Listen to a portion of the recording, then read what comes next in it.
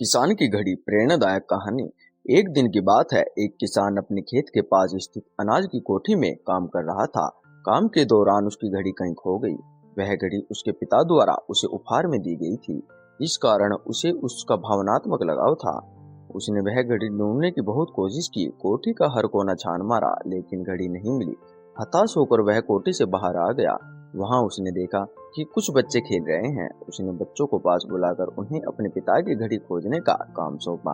घड़ी ढूंढ निकालने वाले को इनाम देने की घोषणा भी की। इनाम के लालच में बच्चे तुरंत मान गए। कोठी के अंदर जाकर बच्चे घड़ी की खोज में लग गए। इधर उधर यहाँ वहाँ हर जगह खोजने पर भी घड़ी नहीं मिल पाई। बच्चे थक गए और उन्होंने हार मान ली। किसान ने अब घड़ी मिलने की आस खो दी। बच्चों के जाने के बाद वह कोठी में उदास बैठा था। तभी एक बच्चा वापस आया और किसान से बोला कि वह एक बार फिर से घड़ी ढूंढने की कोशिश करना चाहता है। किसान ने हामी भर दी। बच्चा कोठी के भीतर गया और कुछ ही देर में बाहर आ गया। उसके हाथ में किसान की घड़ी थी। जब किसान ने वह घड़ी देखी तो बहुत खुश हुआ। उसे आश्चर्य हुआ कि जिस घड़ी को ढूंढने में सब नाकामयाब रहे, उसे उस बच्चे ने कैसे ढूंढ निकाला।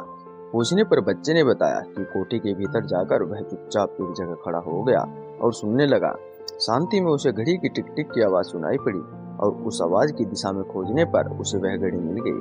किसान ने बच्चे को शाबाशी दी और इनाम देकर विदा किया। सीख: शांति हमारे मन और मस्तिष्क को एकाग्र करती है और यह एकाग्र मन स्थिति जीवन की दिशा निर्धारित करने में सहायक है।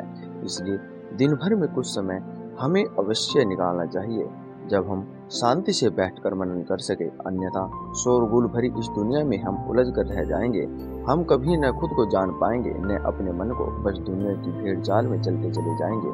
जब आंख खुलेगी तो बस पछतावा होगा कि जीवन की ये दिशा हमने कैसे निर्धारित कर ली। हम चाहते तो कुछ और थे, जबकि वास्तव में हमने तो वही किया जो दुनिया ने कहा। अपने मन की बात सुनने का तो हमने समय ही नहीं निकाला।